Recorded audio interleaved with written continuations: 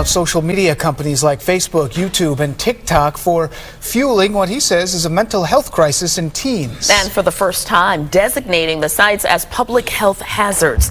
Now the mayor wants lawmakers to curb its influence. Joining us this morning in studio is Robert Moses with the details. Good morning, Robert. To Shani and Dan, good morning to you. The State of the City address is an opportunity for the mayor to lay out grand, sometimes critics say unrealistic, visions for the city.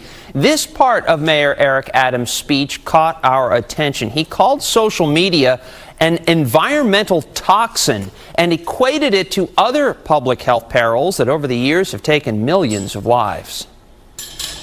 Just as the Surgeon General did with tobacco and guns, we're treating social media like other public health hazards, and it must stop. During his State of the City address at Hostos Community College in the Bronx, Mayor Eric Adams announced that his health commissioner, Dr. 𝗙𝗢𝗟𝗟𝗢𝗪, has declared social media a public health crisis. The mayor says New York is the first big city in America to take such a step and call out the dangers of social media like this. Companies like TikTok, YouTube, Facebook are fueling a mental health crisis by designing their platforms with addictive and dangerous features. The mayor did not give details about how the city will crack down. He promised more specifics, though, in the future.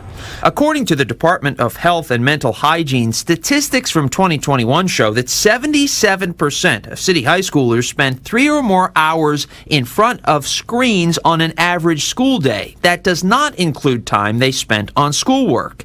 And the department says rates of city high schoolers experiencing feelings of hopelessness jumped by more than 42% between 2011 and 2021, and instances of suicidal thoughts increased by more than 34%.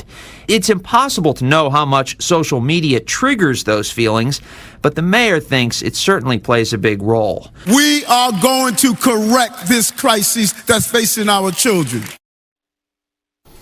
And the mayor addressed some other themes besides social media in his speech. He declared New York City, quote, back from the brink.